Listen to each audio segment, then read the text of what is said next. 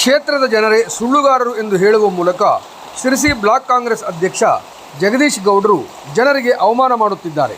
ಜೊತೆಗೆ ಕ್ಷೇತ್ರದ SC/ST ಸಮುದಾಯ ಸಿದ್ದಿ ಜನಾಂಗದ ಜನ ನಮಗೆ ರಸ್ತೆ ಬೇಕು ಎಂದು ಹೇಳಿದರೆ ಅಸಹ್ಯ ಎಂದು ಹೇಳಿರುವ ಮಾತು ಆ ಜನಾಂಗಕ್ಕೆ ಮಾಡಿದ ಜಾತಿ ನಿಂದನೆ ಅಲ್ಲವೇ?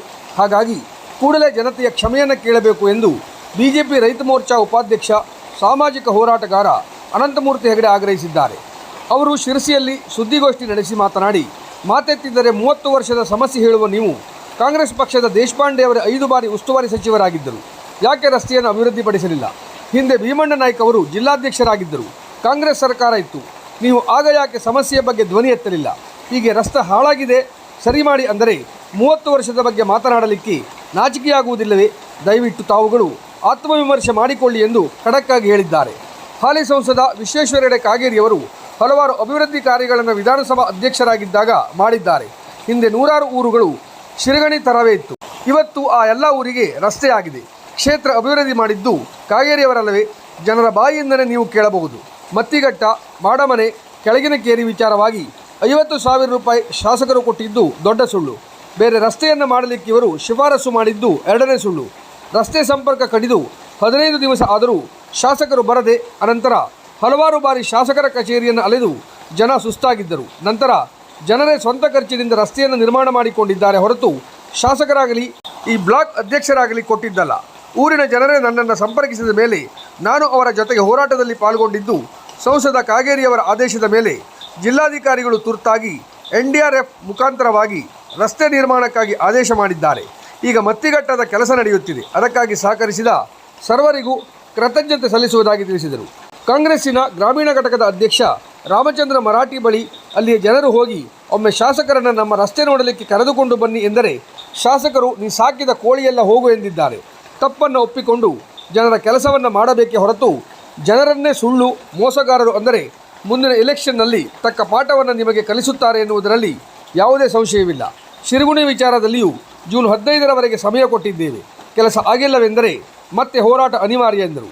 ಜನರು ತಮಗೆ ಆದ ನೋವನ್ನು ಹೇಳಿಕೊಂಡಿದ್ದಾರೆ ಹೊರತು ಯಾವುದೇ ಸುಳ್ಳು ಹೇಳಿಲ್ಲ ಎಂದರು. ಕದಂಬ ಕನ್ನಡ ಪ್ರತ್ಯೇಕ ಜಿಲ್ಲಾ ಹೋರಾಟ ಗ್ರಾಮ ಮಟ್ಟದಲ್ಲಿ ಅಭಿಪ್ರಾಯ ಸಂಗ್ರಹಣೆ ನಡೆಯುತ್ತಿದ್ದು ಈಗಾಗಲೇ ಹೇರೂರು, ತಟ್ಟಿಕೈ ಭಾಗದಲ್ಲಿ ಯಶಸ್ವಿಯಾಗಿದೆ.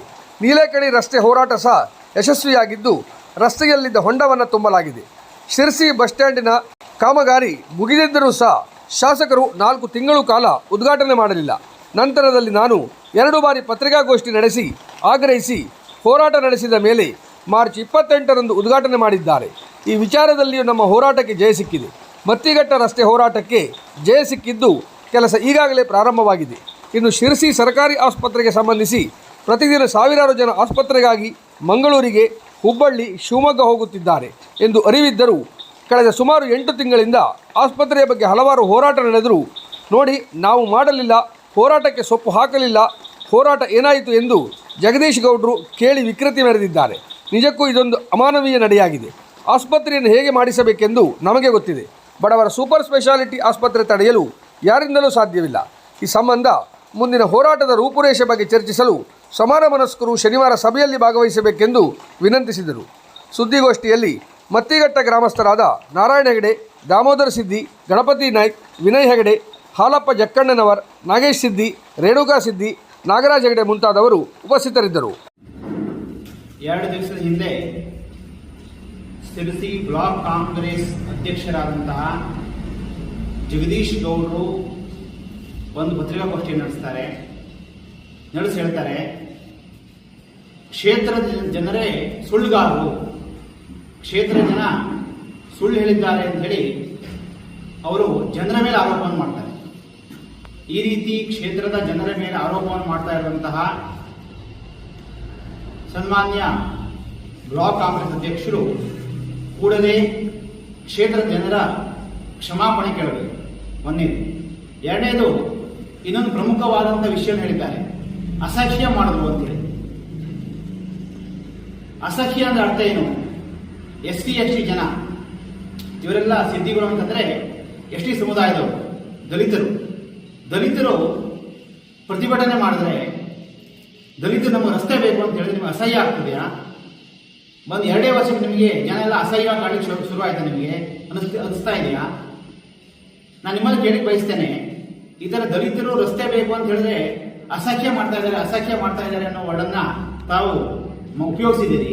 ಇದು ಅಟ್ರಾಸಿಟಿ ಆಗೋದಿಲ್ವೇ, ಇದು ಕೇಸ್ ಆಗೋದಿಲ್ವೇ ಇದು ಅನ್ನೋದನ್ನ ನಿಮಗೆ ಕೇಳಿ ಬಯಸ್ತೇನೆ.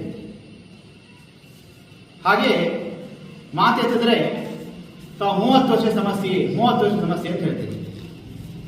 30 ವರ್ಷ ಅಂತಂದ್ರೆ ಸನ್ಮಾನ್ಯ ದೇಶಪಾಂಡೆ ಅವರು ಕೂಡ 5 ಬಾರಿ ಶಾಸಕರಾಗಿದ್ದರು, 3-4 ಬಾರಿ ಉಸ್ತುವಾರಿ ಸಚಿವರಾಗಿದ್ದರು. ಹಾಗಿದ್ರೆ ದೇಶಪಾಂಡೆ ಅವರು ಅಭಿವೃದ್ಧಿ ಮಾಡಿಲ್ಲ ಅಂತ ನೀವು ಹೇಳ್ತಾ ಇದ್ದೀರಾ. ಸನ್ಮಾನ್ಯ ಭೀಮಣ್ಣವರು ಹಲವಾರು ಬಾರಿ ಅಧ್ಯಕ್ಷರಾಗಿದ್ದರು. ಸರ್ಕಾರ ಭೀಮಣ್ಣವರದಿದ್ದಾಗ, ಕಾಂಗ್ರೆಸ್ ಸರ್ಕಾರ ಇದ್ದಾಗ ಇವರು ಅಧ್ಯಕ್ಷರಾಗಿ ಆ ಸಮಸ್ಯೆಯನ್ನ ಸ್ಪಂದನೆ ಮಾಡಿ ಬಗೆಹರಿಸಬಹುದಾಗಿತ್ತು. ಹಾಗಾದ್ರೆ ತಾವು ಭೀಮಣ್ಣವರು ಮಾಡಿಲ್ಲ ಅಂತ ಹೇಳ್ತಾ ಇದ್ದೀರಾ.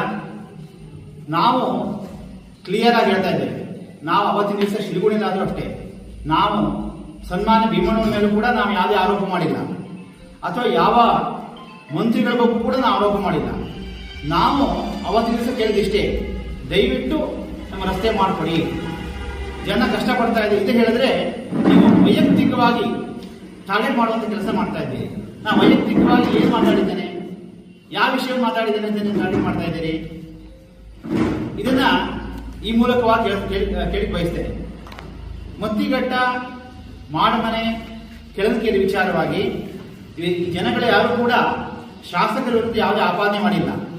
ಶಾಸಕರು ಬಂದು ನೋಡಿಲ್ಲ, ಬರಲಿ ಅಂತ ಕೇಳಿದ್ದಾರೆ ಅಷ್ಟೇ. ಆಮೇಲೆ ಇವರು ಬಂದು ಹೇಳ್ತಾ ಇದ್ದಾರೆ 50,000 ರೂಪಾಯಿನ ನಾವು ನೆಕ್ಸ್ಟ್ ಡೇ ಅಲ್ಲಿ ಹೋಗಿ 15 ದಿವಸ ಆದ ನಂತರದಲ್ಲಿ ಹೋಗಿ ನಾವು ರಸ್ತೆ ಮಾಡಿಸ್ಕೊಟ್ಟಿದ್ದೇವೆ, 50,000 ರೂಪಾಯಿ ಕೊಟ್ಟಿದ್ದೇವೆ ಅಂತ ಹೇಳ್ತಾ ಇದ್ದಾರೆ. ಅಂದ್ರೆ ಅಲ್ಲಿಗೆ ಜನ ಸುಳ್ಳು ಹೇಳ್ತಾ ಇದ್ದಾರೆ. ಈ ಜನಗಳು ಸುಳ್ಳು ಹೇಳ್ತಾ ಇದ್ದಾರೆ ಅಂತ ಜನರು ಸುಳ್ಳುಗಾರ ಮಾಡ್ತಾ ಇದ್ದಾರೆ. ಸ್ವಾಮಿ, ಈ ರೀತಿ ನೀವು ಜನರನ್ನ ಸುಳ್ಳುಗಾರ ಮಾಡ್ತಾ ಹೋದ್ರೆ ಮುಂದೆ ಇಲೆಕ್ಷನ್ ಅಲ್ಲಿ ತಕ್ಕ ಪಾಠ ಕಲಿಸೋದಿಲ್ವೇ ಅನ್ನೋದೊಂದು ವಿಚಾರ. ಮತ್ತೆ ಇನ್ನೊಂದು ವಿಚಾರ ಅಂತಂದ್ರೆ, ಸನ್ಮಾನ್ಯ ಭೀಮಣ್ಣ ನಾಯಕರ ಇಮೇಜ್ ಯಾರು ಹಾಳು ಮಾಡ್ತಾ ಇದ್ದಾರೆ ಅದು ಇವರೇ. ಇವರ ಅಕ್ಕಪಕ್ಕ ಏನಿದ್ದಾರೆ, ಆ ಕಡೆ ಒಬ್ರು ಈ ಕಡೆ ಒಬ್ರು, ಇವರೇ ಭೀಮಣ್ಣ ಅವರ ಇಮೇಜ್ ಹಾಳು ಮಾಡ್ತಾ ಇರುವಂತದ್ದು. ಯಾಕೆಂತಂದ್ರೆ ಇಲ್ಲಿ ಒಂದ್ ಸುಳ್ಳು ಹೇಳಿದ್ರು 50,000 ರೂಪಾಯಿ ಕೊಟ್ಟಿದ್ದೇನೆ ಅಂತ ಹೇಳಿದ್ರು. ಮೋಸ್ಟ್ಲಿ ಭೀಮಣ್ಣವ್ರಿಗೆ ಹಂಗೆ ಹೇಳಿರ್ಬೋದು, 50,000 ರೂಪಾಯಿ ಕೊಟ್ಟಿದ್ದೇವೆ ಅಂತ ಹೇಳಿ. ಭೀಮಣ್ಣವ್ರಿಗೆ ಗೊತ್ತಿಲ್ಲದೆ ಇರ್ಬೋದು ಒಂದ್ ಸುಳ್ಳು. 2ನೇ ಸುಳ್ಳು ಆಲ್ಟರ್ನೇಟಿವ್ ರಸ್ತೆ ಮಾಡ್ಲಿಕ್ಕೆ ಪ್ರಯತ್ನ ಮಾಡಿದ್ದೇವೆ ಅಂತ 2ನೇ ಸುಳ್ಳು ಹೇಳಿದ್ರು. 3ನೇ ಸುಳ್ಳು, DC ಅವರೇ ನಮಗೆ ಇವರು ಅನಂತಮೂರ್ತಿ ಅವರು ಮತ್ತೆ ಮತ್ತಿಘಟ್ಟ ಊರವರೆಲ್ಲ DC ಆಫೀಸಿಗೆ ಹೋದಾಗ DC ಅವ್ರು ಆಗಲ್ಲ, ವಾಪಸ್ ನೀವು ಶಾಸಕರ ಹೋಗಿ ಅಂತ ಕಳಿಸಿದ್ದಾರೆ ಅಂತ ಹೇಳ್ತೀರಿ. ಏನ್ರಿ ಪತ್ರಿಕಾಗೋಷ್ಠಿ ಮಾತಾಡ್ತೀರಾ, ಕಟ್ಟೆ ಪಂಚಾಯತಿ ಮಾತಾಡ್ತೀರಾ? DC ಕೊಟ್ರೆ ಪತ್ರಿಕಾಗೋಷ್ಠಿಯಲ್ಲಿ ಮಾತಾಡಿದ್ರೆ ರೆಕಾರ್ಡ್ ಆಗತ್ತೆ, ಎಚ್ಚರಿಕೆ ಇರಲಿ. DC ಅವರ ಆರ್ಡರ್ನು ಕೂಡ ನಾನು ಇವತ್ತು ದಿವಸ ಮಾಧ್ಯಮದವರಿಗೆ ಕೊಡ್ತಾ ಇದ್ದೇನೆ, DC ಏನು ಆರ್ಡರ್ ಕೊಟ್ಟಿದ್ದಾರೆ ಅಂತ ಹೇಳಿ. ನಮ್ಮ ಹತ್ರ ಆಗಲ್ಲ, ಶಾಸಕರ ಹತ್ರ ಹೋಗಿ ಅಂತ ಹೇಳಿಕ್ಕೆ DC PDO ಅನ್ಕೊಂಡಿದ್ದೀರಾ? ನೀವು PDO ಮತ್ತೆ DC ಅವರ ವ್ಯತ್ಯಾಸ ನಿಮ್ಗೆ ಗೊತ್ತಿದ್ಯಾ? DC ಅವರು ಎಷ್ಟು ಇರುತ್ತೆ ಅಂತ. ಜಿಲ್ಲಾಧಿಕಾರಿ ಅಂತಂದ್ರೆ ಇಡೀ ಜಿಲ್ಲೆಗೆ ಹೆಡ್, ಅವ್ರು ಯಾವ ಡಿಸಿಷನ್ ಬೇಕಾದ್ರೆ ತೆಗೆದುಕೊಳ್ಬಹುದು.